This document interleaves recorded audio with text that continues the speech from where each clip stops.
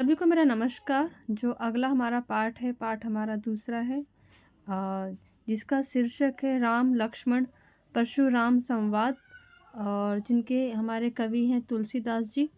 तो आइए हम तुलसीदास जी के जीवन परिचय के बारे में जानेंगे। तुलसीदास जी का जन्म उत्तर प्रदेश के बांदा जिले के राजापुर गांव में सन 1532 में हुआ, और कुछ विद्वान उनका जन्म स्थान सोरो जिला एटा भी मानते हैं। तुलसी जी का बचपन बहुत ही संघर्षपूर्ण था। जीवन के प्रारंभिक वर्षों में ही माता पिता से वह उनका बिछुआ हो गया, मतलब माता पिता से वह बिछड़ गए। कहा जाता है कि गुरु कृपा से उन्हें राम भक्ति का मार्ग मिला। वे मानव मूल्यों के उपासक थे, कवि थे, और राम भक्ति परंपरा में तुलसी अतुलनीय रामचरितमानस कवि की अनन्य राम भक्ति और उनके सृजनात्मक कौशल का मनोरम उदाहरण है। मतलब कह सकते हैं कि राम भक्ति काव्य धारा में तुलसीदास जी राम भक्ति में बहुत ज़्यादा प्रसिद्ध कवि माने जाते हैं। ठीक है, भक्ति काव्य में राम भक्ति काव्य धारा के बहुत प्रसिद्ध कवि माने जाते हैं। तो राम भक्ति परंपरा में तुलसी अतुलनीय है। रामचरितमानस, जो उन्होंने रामचरितमानस लिखी है, उनके द्वारा मतलब विश्व प्रसिद्ध रामचरितमानस, ठीक है, उन्होंने लिखी है, जो कवि के अन्य राम भक्ति और उनके सृजनात्मक कौशल का मनोरम उदाहरण है, और उनके राम मानवीय मर्यादाओं और आदर्शों के प्रतीक है, जिनके माध्यम से तुलसी ने नीति, स्नेह, शील, विनय, त्याग जैसे उद्दत आदर्शों का प्रतिष्ठित किया है।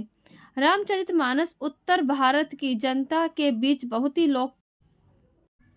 लोकप्रिय है। मानस के अलावा, मतलब रामचरितमानस के अलावा, यहाँ पे ना आप देखिए, यहाँ पे मानस के अलावा कवितावली, गीतावली, दोहावली और कृष्ण गीतावली और विनय पत्रिका, ये सारी तुलसीदास के द्वारा लिखी गई कृतियां हैं। ये सारी इनकी प्रमुख कृतियां हैं। अवधी और ब्रज दोनों भाषाओं पर उनका समान अधिकार था, मतलब कि दोनों भाषाओं में वो अपनी कृतियां लिखते थे, मतलब ब्रज में और अवधी दोनों में। सन 1623 में काशी में उनका देहांत हो गया। कब हुआ? 1623 में।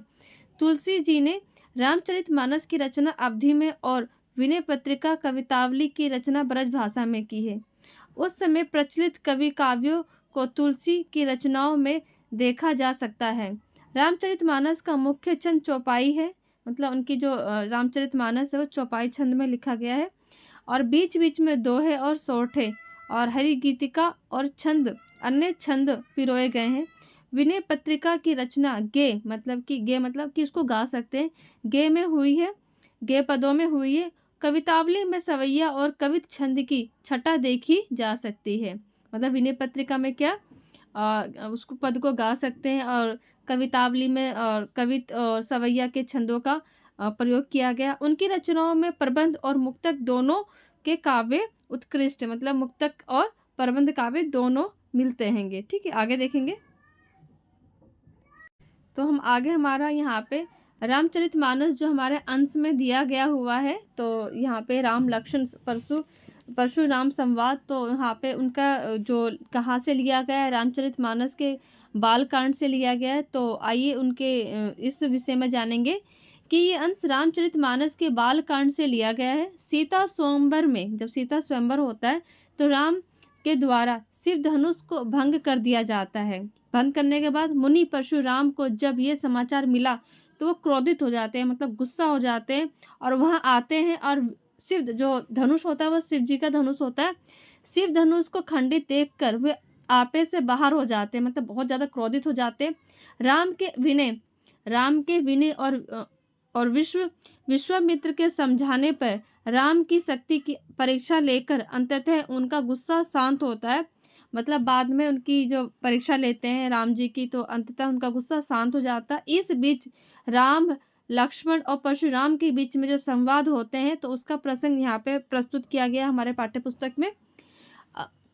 परशुराम के क्रोध भरे वाक्यों का उत्तर लक्ष्मण के व्यंगों और व्यंग के वचनों से देते हैं। मतलब कि परशुराम जो क्रोध में बोलते हैं, तो लक्ष्मण जी क्या करते हैं, उनको व्यंग में व्यंग्य के व्यंजन बोलते हैं, मतलब कि जैसे कि बचपन में होता है ना कि एक कोई बात बोलते हैं तो उसको एक हंसी मजाक में ठिठोली में बोलते हैं।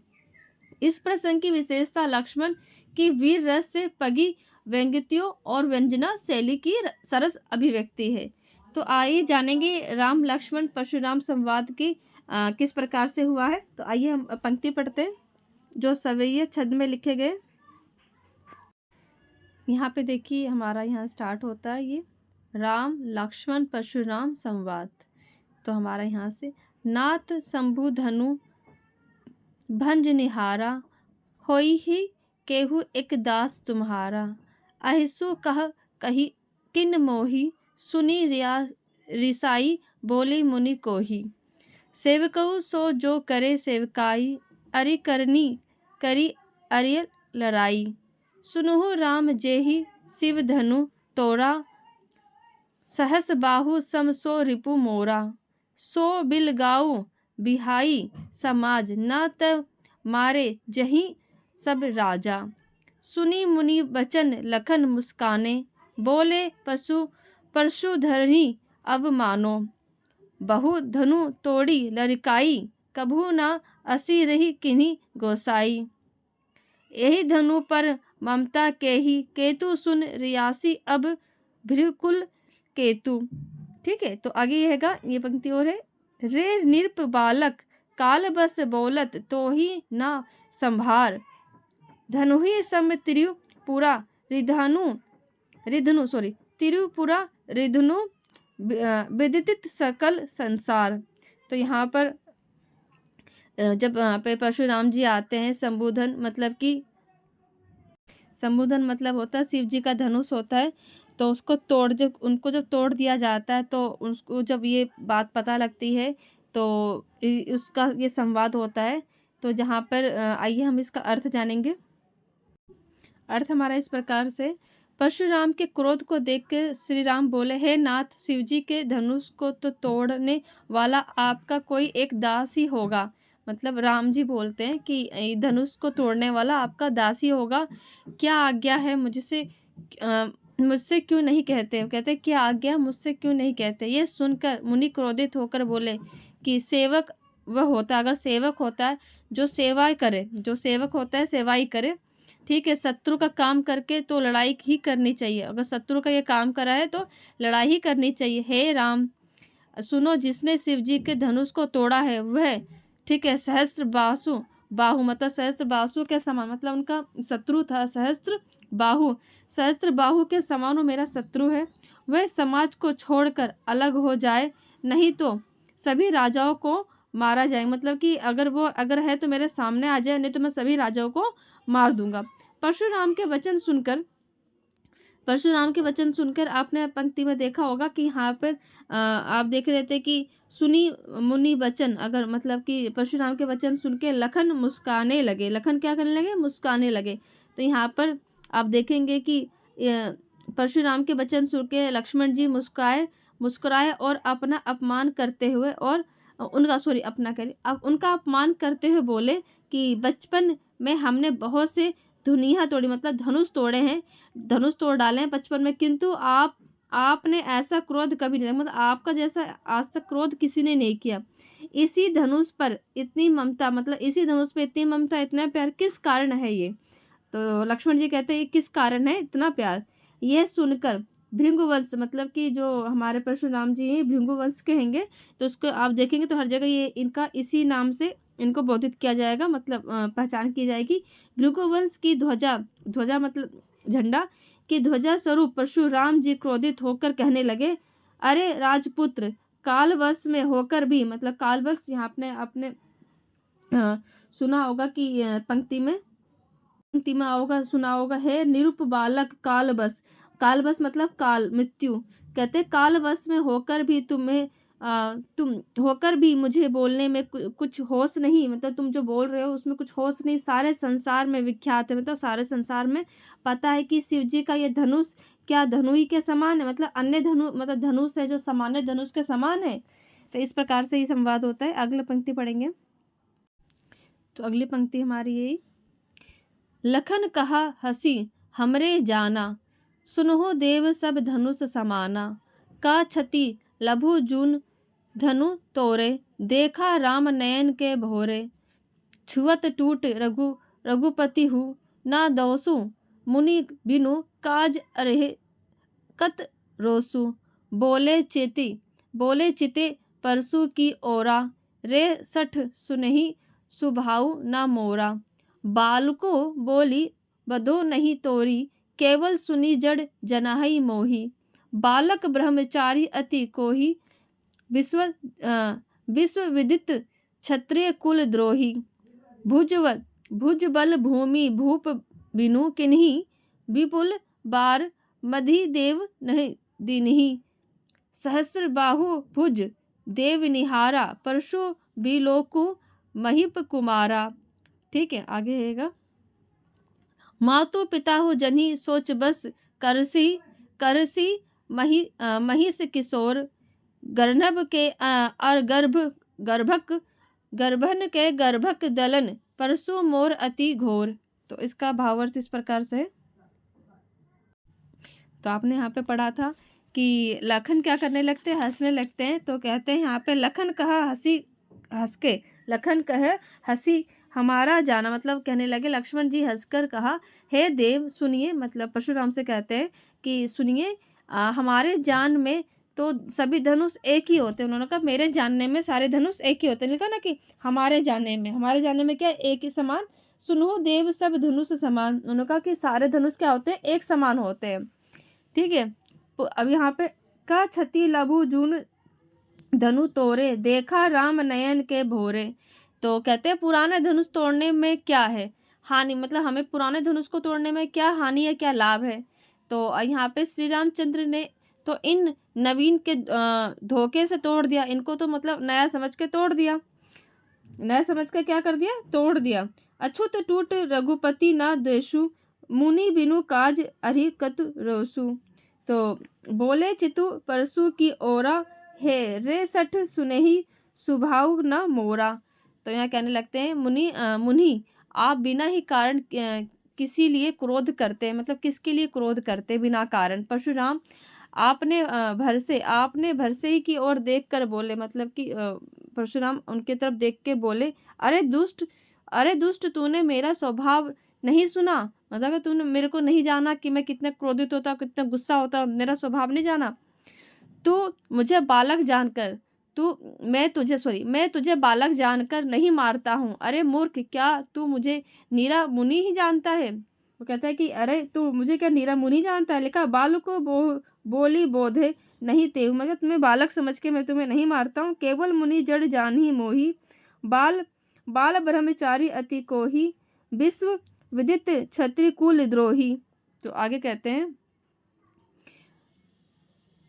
मैं बाल ब्रह्मचारी और अत्यंत क्रोधी हूँ, मैं बाल ब्रह्मचारी हूँ और अत्यंत क्रोधी हूँ, और क्षत्रिय कुल का शत्रु तो विश्व भर में विख्यात हूँ। अपनी भुजाओं के बल से मैंने पृथ्वी को राजाओं से रहित, मतलब पृथ्वी के राजाओं को रहित कर दिया, मतलब पृथ्वी को राजाओं से रहित, मतलब वहां से राजा हटा दी पृथ्वी पे से। उनको मतलब इतना क्रोधित होते हैं तो पृथ्वी के से राजा हट जाते हैं। ठीक है,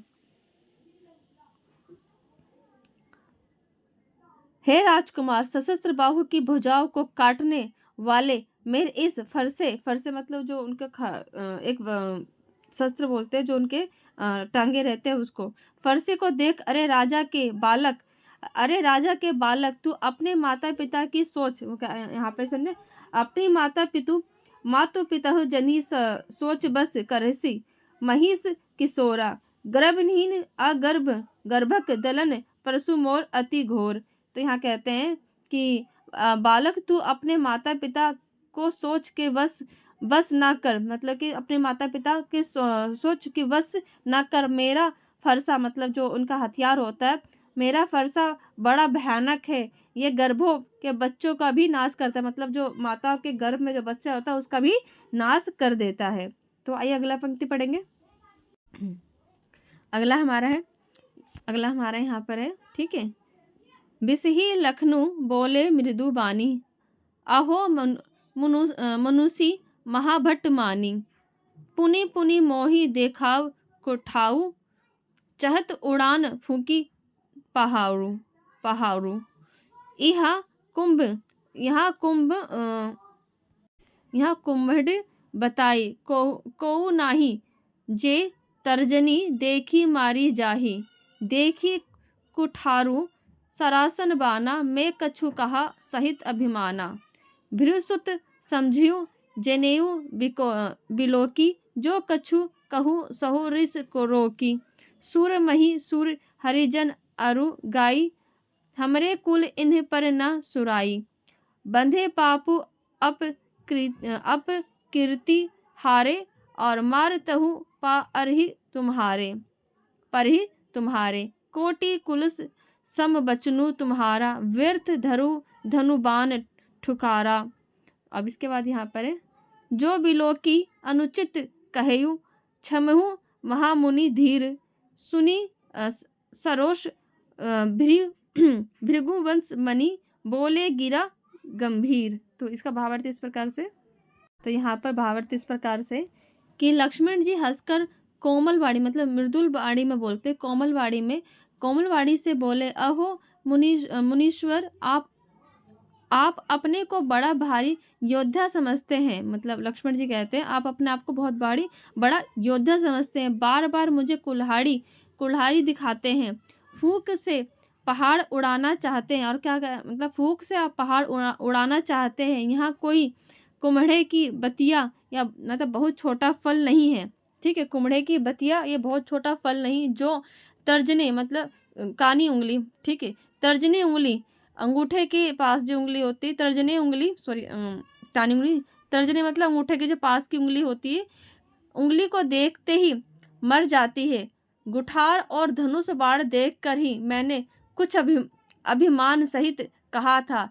भृगुवंशी समझकर और यज्ञोपवीत देखकर जो कुछ आप कहते हैं उसे मैं क्रोध को रोक कर सह लेता हूँ। देवता ब्राह्मण भगवान के भक्त और गो, इन पर हमारे कुल में वीरता नहीं दिखाई जाती, क्योंकि इन्हें मारने से पाप लगता है।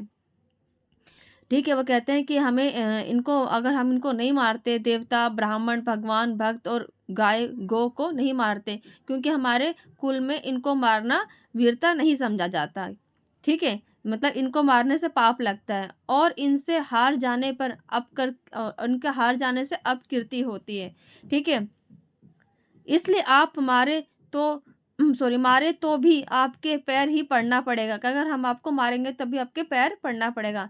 आपका एक वचन करोड़ों वर्जों के समान है। धनुष बाण कुठार तो आप व्यर्थ ही धारण करते हैं। इन्हें देखकर मैंने कुछ अनुचित कहा हो तो उसे ही धीर महामुनि क्षमा कीजिए। अगर मतलब मेरी बात को कुछ बुरा लगा तो मुझे क्षमा कीजिए। यह सुनकर भृगुवंशी मणि परशुराम क्रोध के समान गंभीर वाणी में बोलते और ये चीज़ सुन के और भी क्रोधित हो जाते हैं। तो आइए हम अगली पंक्ति पढ़ेंगे। अगली पंक्ति हमारी ऐसी है, यहाँ से, कौशिक सुनहु मंद एहु बालकु, कुटिलु काल बस निज कुल घालकु। भानु बंस राकेश कालकु, निपट निरकुसु अबुधु असंकु। काल कलहु एहु छन माही, कहो पुकारी खोरी मोही नाही। तुम्हें कटहट कहू जो चहुबु उबारा, कही प्रताबु बोलू रसु हमारा। लखन कहू मुनि सुजसु तुम्हारा, तुम ही अछत को बरने पारा। अपने मुँह तुम अपनी करनी, बार अनेक भांति बहु बरनी। नाहि संतोषु त पुनि कछु कहू, जानी रिस रोकी दुसह दुख सहू। वीरवर्ती तुम धीर अशोभा, गारी देत न पहु शोभा। सूर समर करनी कही न जाना वही, अपू विद्यमान रहन पाई रूपु कायर अथहि प्रतापु। तो इसका भावार्थ इस प्रकार से जानेंगे। भावार्थ इस प्रकार से यहाँ पर, हे विश्वामित्र सुनो, यह बालक बड़ा ही कुबुद्धि है। ठीक है, तो विश्वामित्र कहते हैं कि बालक बहुत ही कुबुद्धि है, कुटिल है, काल के वश में होकर अपने कुल और घात बन रहा है। ये सूर्यवंशी रूपी पूर्णचंद्र पर कलंक है और ये बिल्कुल उद्वंत और मूर्ख निडर है। अभी क्षण भर में यह काल ग्रास हो जाएगा। मैं पुकार कर कह देता हूँ कि मुझे दोष नहीं देना। यदि तुम इससे बचना चाहते हो तो हमारा प्रताप, बल और क्रोध और बतलाकर इसे मना कर दो।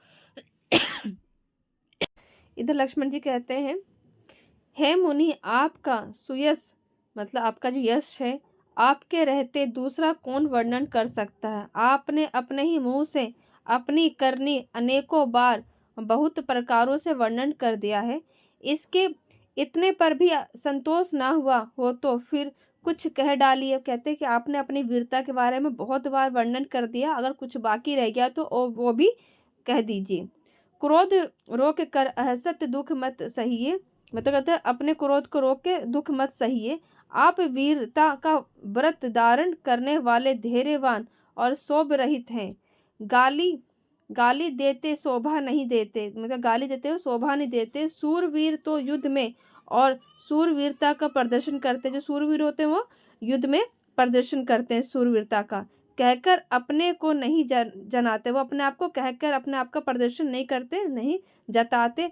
शत्रु को युद्ध में उपस्थित पाकर कायर ही अपने प्रताप का ढींगा मारते हैं। तो वो कहते हैं कि जो कायर होते हैं वही अपना ढींगा मतलब अपने बारे में बढ़ा चढ़ा के बातें करते हैं, अपना वर्णन करते हैं। ठीक है, तो आइए अगली पंक्ति पढ़ेंगे। हमारी अगली पंक्ति इस प्रकार से है, तुम तो कालू हाक जानो लावा, बार बार मोही लागी बोलवा। सुनत लाखन वचन कठोरा, परसु सुधारी धैरव कर घोरा। अब जानी तह दोसु मोही लागू, काटू बादी बालकु बद जोगू। बाल बिलो की बहुत में बाचा, अब हेयु मन निहारा भा साचा। कौशिक कहा क्षमिहि अपराधु, बाल दोष गुण नाही ना साधु। खर खुटार में अकरानु को ही, आगे अपराधी गुरु द्रोही। उत्तर देते छोड़ू बिनहु मारे, उत्तर देत छोड़ू बिनहु मारे। केवल कौशिक सील तुम्हारे, नातय हेती काटी कुठार कठोरे। गुर ही उरिन होते श्रम थोरे, गाधी सुनी कह हृदय हसी। मुनि हरिहर सूझ, ये खांड ना उख में अजहू न बूझ अबूझ। तो इसका भावार्थ इस प्रकार से है। तो कहते हैं कि आप तो मानो काल को हाक लगाकर बार बार उसे मेरे लिए बुलाते हैं। मतलब लक्ष्मण जी कहते हैं परशुराम जी से, आप तो मानो काल को हाक लगा कर उसे मेरे लिए बुलाते हैं।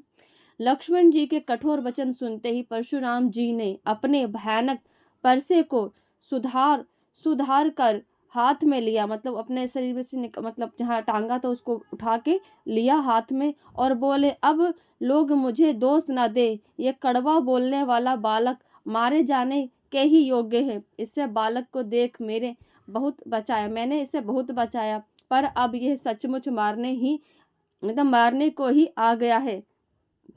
मतलब कि अब ये मैंने बहुत उसे बचाने की कोशिश की, अब ये मारने ही आ गया, मतलब मारने लायक हो गया, अब मारूंगा इसको मैं।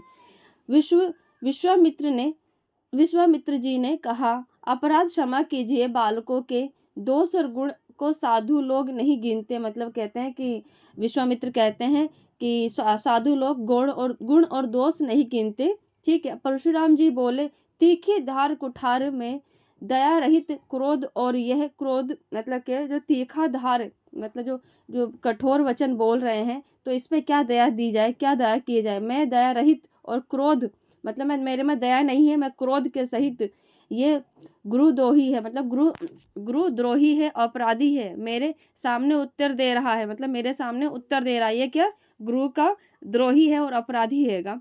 इतने पर भी मैं इसे बिना मारे छोड़ रहा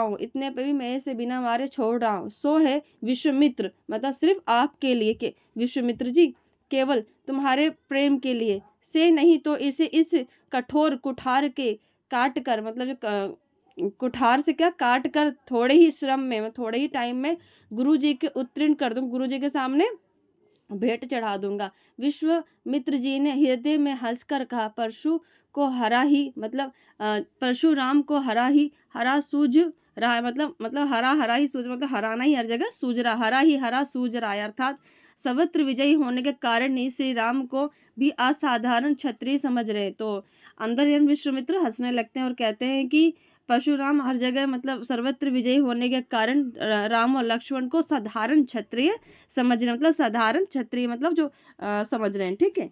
किंतु यह फौलाद की बनी हुई खाड़ है और रस की खाड़ नहीं है, जो मुंह में लेते ही गल जाए। खेद है मुनि अब भी बेसमझ बने हुए हैं, इनके प्रभाव को नहीं समझ रहे। तो मुनि जी कहते हैं अभी भी परशुराम जी इनके प्रभाव को नहीं समझ पा रहे हैं। तो आइए हम अगली पंक्ति पढ़ते। तो अगली पंक्ति हमारी इस प्रकार से, कहियो लखन मुनि सीलू तुम्हारा, को नहीं जानत विदित संसारा। माति पिता उरिन भरे निके, गुरु रहिनु रहा सोचू बड़ी जी के। सो जनु हमारे रही माथे काढ़ा, दिल चली गए ब्याज बढ़ बाढ़ा। अब अनही ब्याह रहिया बोली, तुरंत देहू में थेली खोली। सुन कटु बचन कुठार सुधार, हाय हाय सब सभा पुकार।